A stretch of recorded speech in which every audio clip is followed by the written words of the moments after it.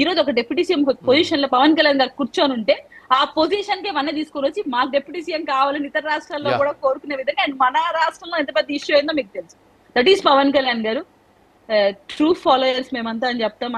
ఆయన ఏం చేసినా, ఆయన ఏ డెసిషన్ తీసుకున్నా బ్లైండ్ గా ఫాలో అవడానికి సంసిద్ధంగా ఉన్నాం.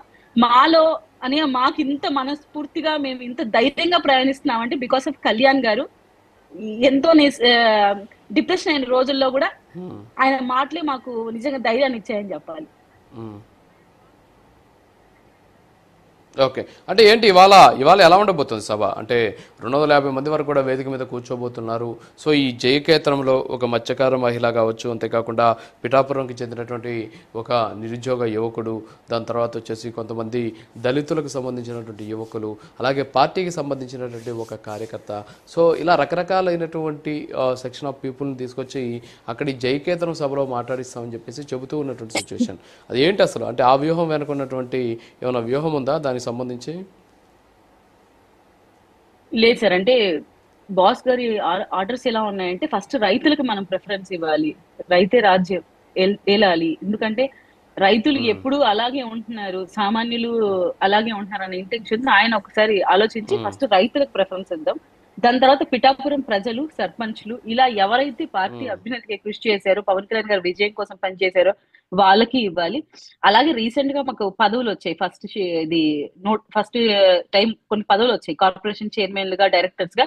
వాళ్ళని ఫిల్ చేయాలి. అలాగే పార్టీ నాయకులు, కార్యవర్గం ఎవరైతే పార్టీ కోసం అహర్నిశలు వాళ్ళని ఎన్ని ఇబ్బందులు గురి చేస్తున్నా పార్టీ వెనక నిలబడ్డారో వాళ్ళందరికీ కూడా ఈ రోజు మాకు స్టేజ్ పాసెస్ ఇచ్చారు. సో మేమందరం కూడా అక్కడ పైన ఈ రోజు స్టేజ్ లో సార్ తో భాగస్వాములు అవుతున్నాం సార్ ప్రతి ఒక్కరు. ఓకే, ఇంకోటి కీర్తన గారు, ఇక్కడ విషయం ఏంటంటే ఇంకొక సందర్భం కావచ్చు, సందర్భం కాకపోవచ్చు బహుశా ఇది.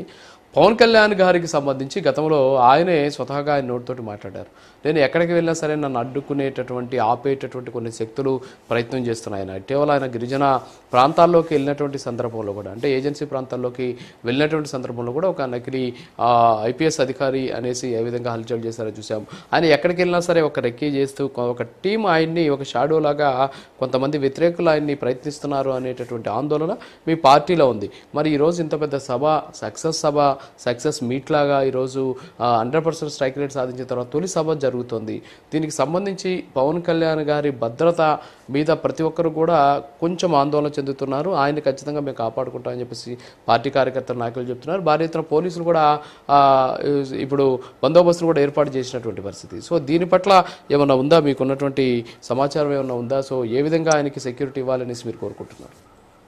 లక్షలాది మంది జన సైనికుల మధ్యలో ఒక రాజులాగా ఆయన సింహాసనం మీద కూర్చోడానికి వస్తున్నప్పుడు ఎటువంటి ఇబ్బందులు కలగకుండా చూడడానికి కూడా ఇది మా ప్రభుత్వంలో ఖచ్చితంగా పవన్ కళ్యాణ్ గారి భద్రత గురించి సీఎం గారు ఖచ్చితంగా ఆలోచించే ఉంటారు. మాకున్న ఇన్ఫర్మేషన్ ప్రకారం ఈ రోజు 1600 మంది పోలీస్ సిబ్బంది మాకు సహకరిస్తూ మా భద్రత కోసం ఆలోచిస్తూ, అలాగే ప్రతి ఒక్క జన సైనికులు ఇబ్బంది పడకుండా ఉండడం కోసం అన్ని విధాలుగా పోలీస్ డిపార్ట్మెంట్ హెల్ప్ చేస్తుంది సార్. ఖచ్చితంగా మేము నిన్న కూడా వెళ్ళాం సభా ప్రాంగణానికి, మీకు చూసే ఉన్నారు.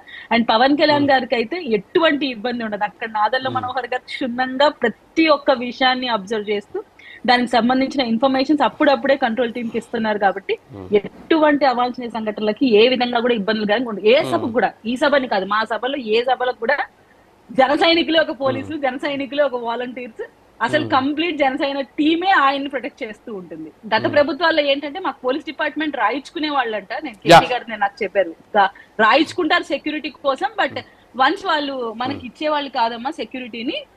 వన్స్ ఇప్పుడైతే మన ప్రభుత్వంలో వచ్చిన తర్వాత ఖచ్చితంగా పవన్ కళ్యాణ్ గారి సేఫ్టీ అనేది మనకి ఇంపార్టెంట్. కాబట్టి మేమైతే క్లియర్ గా ఆలోచించి 1600 మంది పోలీసులు అయితే అట్ ప్రెసెంట్ అక్కడ సభా ప్రాంగణానికి ఉన్నారు. ఇక్కడ ఒకటి ఏంటంటే ఈరోజు ఈ సభ జరుగుతుంది. వాస్తవంగా గతంలో మనం చూసాం కొన్ని పార్టీలకు సంబంధించినటువంటి ఆవిర్భావ సభలు కావచ్చు, ప్లేనరీలు కావచ్చు, ఇవి జరిగేటువంటి సందర్భంలో కొన్ని గ్రౌండ్స్ని వాడేవారు, ప్రభుత్వానికి సంబంధించినటువంటి గ్రౌండ్స్ని. తర్వాత వచ్చేసి కొన్ని యూనివర్సిటీస్కి సంబంధించినటువంటి క్రీడా మైదానాల్ని వినియోగించేటటువంటి పరిస్థితులు మనం చూసాం గతంలో. అంతేకాకుండా ఎస్పెషల్లీ క్రౌడ్ మేనేజ్మెంట్ విషయంలో చేతులెత్తేసేవారు. అంటే ఏం జరుగుతున్నా సరే వచ్చిన వాళ్ళు వాళ్ళ మానాన వాళ్ళు పోతున్నారు అనేసి. నిన్నటి నుంచి పదే పదే మీ సోషల్ మీడియాలో కావచ్చు, అంతేకాకుండా మీ కమాండ్ కంట్రోల్ రూమ్ దగ్గరకు వచ్చి చూసినప్పుడు మీ మీద ఎక్కువగా మీరు పెట్టిన శ్రద్ధ ఏంటంటే క్రౌడ్ మేనేజ్మెంట్ ఏ విధంగా ఉండాలి అనే దాని మీద ఎక్కువ శ్రద్ధ పెట్టారు. ఎందుకంటే ఇటీవల కాలంలో తొక్కిసలాటలు జరుగుతున్నాయి, ఎలాంటి ఒక చిన్న ఈవెంట్ జరిగినా సరే. మరి ఏంటి ఈ క్రౌడ్ మేనేజ్మెంట్ అంతా కూడా పవన్ కళ్యాణ్ గారి సూచనల మేరకేనా? అంటే ఇక్కడ పిఠాపురంలో మంచి యూనివర్సిటీ గ్రౌండ్ ఉంది, జేఎన్టీ గ్రౌండ్, ఒక వెంచర్లో పెట్టుకున్నారు, తీసుకెళ్లి ప్రైవేట్ వెంచర్లో. చెప్పండి. ఇక్కడ మీకు తెలుసు దగ్గర దగ్గర 500 మంది జనసేన పార్టీ కార్యవర్గం మొత్తం ఈ కమిటీస్ లో ఇన్వాల్వ్ చేస్తున్నారు బాస్. అందులో నేను పర్టికులర్ గా క్రౌడ్ మేనేజ్మెంట్ కంట్రోల్ లో నేను ఉన్నాను. సో నేను కూడా ఒక 2-3 డేస్ నుంచి ఇక్కడే ఉంటున్నాను. ప్రతి ఒక్కరు మా డిపార్ట్మెంట్ ఎస్పెషల్లీ మాకైతే బొలిశెట్టి శ్రీనివాస్ గారు మొత్తం మేము ఆయనకు అప్డేట్ చేస్తున్నాము. నిన్న కూడా మీటింగ్ జరిగింది మాకు పర్సనల్ గా. సో ఎవరెవరిని మేము కోఆర్డినేట్ చేయాలి అంటే ఈ మాకు లిస్ట్ వచ్చింది పార్లమెంటరీ వైజ్ మొత్తం. అక్కడ వాళ్ళ in-charges numbers plus point of contact numbers and at present ఈ మీటింగ్ కోసం ప్రత్యేకంగా కొంతమంది సమన్వయకర్తలు వేశారు. వాళ్ళతో మేము కోఆర్డినేట్ చేస్తూ వాళ్ళు ఎంతమంది క్రౌడ్ ఇక్కడ వస్తున్నారు అంటే ఏ బస్సుల ద్వారానో, కార్ల ద్వారానో, 2 వీలర్స్ ద్వారానో ఎలా వస్తున్నారు, ఏ రూట్లలో వస్తున్నారు, అక్కడ మనం ఎక్కడ ఫుడ్ ఏర్పాటు చేస్తున్నాము, ఎక్కడ అకామిడేషన్ ఏర్పాటు చేస్తున్నాము, వాళ్ళు ఏ రూట్ ద్వారా వాళ్ళు కార్ అండ్ 4 వీలర్స్ కానీ 2 వీలర్స్ కానీ పార్క్ చేసి ఎలా సభా ప్రాంగణంలోకి ఎదురు రావాలి. సో ఇలా డీటెయిల్ ఇన్ఫర్మేషన్ మేము వాళ్ళకి అప్డేట్ చేస్తాం. అలాగే రూట్ మ్యాప్ వాళ్ళకి ఇస్తున్నాం.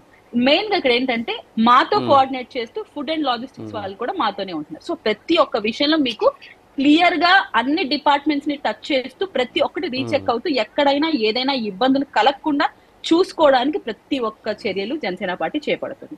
అండ్ ముఖ్యంగా మీరు గమనిస్తే నిన్న నాదెళ్ల మనోహర్ గారు కూడా క్లియర్ గా చెప్పారు, పెరుగు కానీ, వాటర్ కానీ, ఓఆర్ఎస్ కానీ అండ్ ఫుడ్ కానీ ఎక్కడ కొదవ లేకుండా ప్రతి ఒక్కరికి అన్ని ఏర్పాటు చేయడం జరిగింది. మన సభా ప్రాంగణం చుట్టూనే 12 అంబులెన్సులు తెచ్చి ఉన్నాయి, ఆల్రెడీ మనం అరేంజ్ చేస్తున్నాము. మెడికల్ క్యాంపులు సభా ప్రాంగణం బయట 7 ప్లేసెస్ దాకా మనం 5 ప్లేసెస్ మన సభా ప్రాంగణం దగ్గర ఉన్నాయి, కొన్ని దూరంగా 2-3 చోట్ల కూడా ఏర్పాటు చేస్తున్నాం. సో ఎటువంటి ఇబ్బంది జన సైనికులకు కలగదు. కానీ వ్యక్తిగత జాగ్రత్త అయితే మీరు తీసుకొని సభా ప్రాంగణంలోకి రండి, అలాగే సభా ప్రాంగణం నుంచి వెళ్ళండి అనేది మేము విజ్ఞప్తి చేసుకుంటున్నాం. ఎందుకంటే పవన్ కళ్యాణ్ గారికి ఎంతో ఆయన ప్రేమించే వ్యక్తులు కాబట్టి మీరు జాగ్రత్తలు పాటించండి.